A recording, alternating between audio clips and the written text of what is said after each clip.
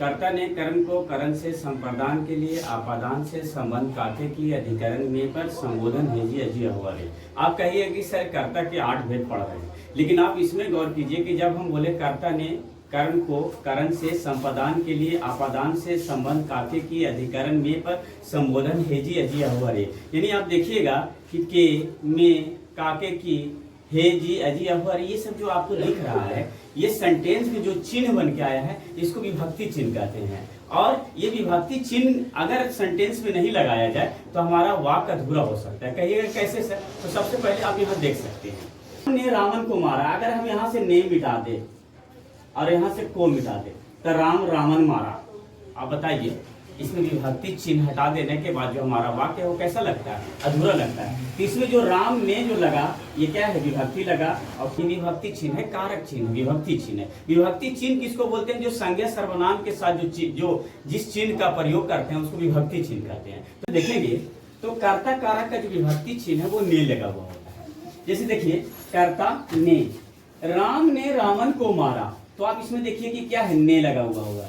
तो ये जो ने लगा हुआ रहेगा तो आप उसको क्या बोलेंगे? कर्ता कारक। या फिर आप दूसरे एंगल से भी पता कर सकते हैं। जैसे देखिए राम ने रावण को मारा, मारने का काम कौन किया? राम। तो राम क्या है? कर्ता है, इसलिए कर्ता कारक कर सकते हैं। तीसरे एंगल से भी इसको पता कर सकते हैं। कभी कभी यहाँ पर ने नहीं लगा हुआ होगा तब क्या आप नहीं मानिएगा कि कर्ता कारक है। जैसे कि आप देख लीजिए, मोहन पुस्तक पढ़ा, यानी मोहन ने पुस्तक पढ़ा, तो ये भी क्या हो जाएगा? कर्ता कारक हो जाएगा। दूसरा एग्जाम्पल देखिए, कर्म कारक।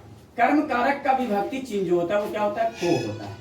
कर्ता ने कर को का मतलब प्यारे बच्चों आप सेंटेंस में देखिए, शिक्षक किताब को पढ़ाते हैं। आप यहाँ ध्यान से देखिएगा तो क्या लगा हुआ है? को लगा हुआ है।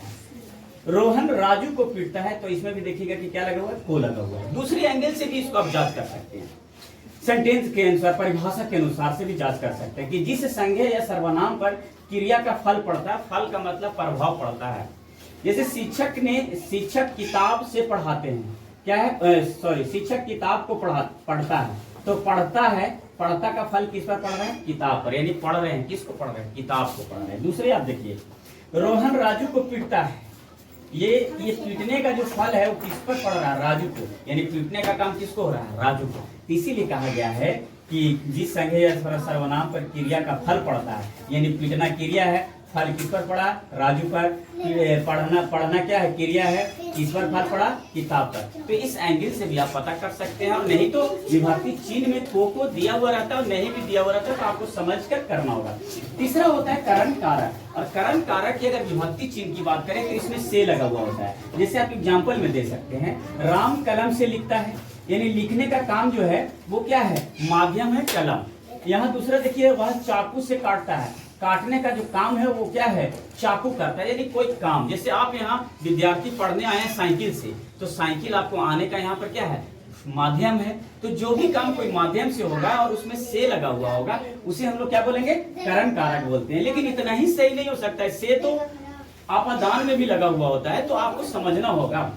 संप्रदान के लिए, संप्रदान के लिए कहने का मतलब है प्यारे बच्चों, कोई भी काम अपने लिए ना करके किसी दूसरे के लिए किया जाए, वो सभी के सभी जो सेंटेंस में आएंगे उसमें क्या लगा हुआ रहेगा? के लिए। जैसे अगर हम एग्जांपल में बोले कि डॉक्टर ने मरीज के लिए दवा दिया, तो डॉक्टर जो काम किया क्या वो अपने लिए किया? क्या नहीं, वो क्या किया? किसके लिए किया? मरीज के लिए। तो जब भी कोई काम दूसरे के लिए किया जाए तो उसमें जो विभक्ति चिन्ह है वो क्या लगता है? के लिए लगता है। क्या लगता है? के लिए। और इसे हम लोग क्या बोलते हैं? संप्रदान कारक बोलते हैं। जैसे राजा ने गरीबों को वस्त्र दिया, तो राजा ने जो वस्त्र दिया वो किसको दिया? गरीबों के लिए दिया। क्या वो अपने लिए काम किया?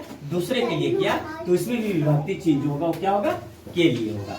अपादान से, अपादान से मतलब होता है अलग होना, अलगाव होना, किसी स्थान से अलग होना, किसी वस्तु से अलग होना। जैसे कि आप देख सकते हैं, पेड़ से पत्ते गिरते हैं, तो पत्ते जो है वो पेड़ से अलग हो रहे हैं, और इसका भी विभक्ति चिन्ह से लगा हुआ है। तो प्यारे बच्चों इसमें भी से है और करण कारक में भी से है, लेकिन इसमें जो से लगा हुआ है इसमें अलग की बहुत हो रहा है। जैसे पिताजी गया से सरघाटी आ गए, तो से तो विभक्ति चिन्ह लगा हुआ है बच्चे, लेकिन गया को छोड़कर ना सरघाटी आए।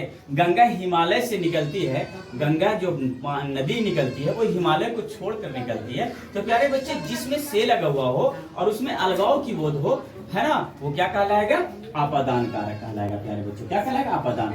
संबंध कारक बहुत आसान होता है, इसमें किसी से संबंध क्या स्थापित किया जाए, जैसे यह राम का घर है, यानी घर किससे संबंध है? राम का। अधिकरण कारक में अधिकार की बात होता है, जैसे पेड़ पर बंदर बैठा है, पेड़ पर चिड़िया बैठा है, बच्चे बेंच पर बैठे हैं, यानी बैठने का आधार बेंच है, बंदर को बैठने का अधिकार पेड़ है, यानी जिसमें अधिकार की बात हो वो अधिकरण कारक होता है। और उसमें क्या लगा हुआ रहता है? अधिकरण में पर। जैसे पेड़ पर, तो उसमें क्या लगा? पर।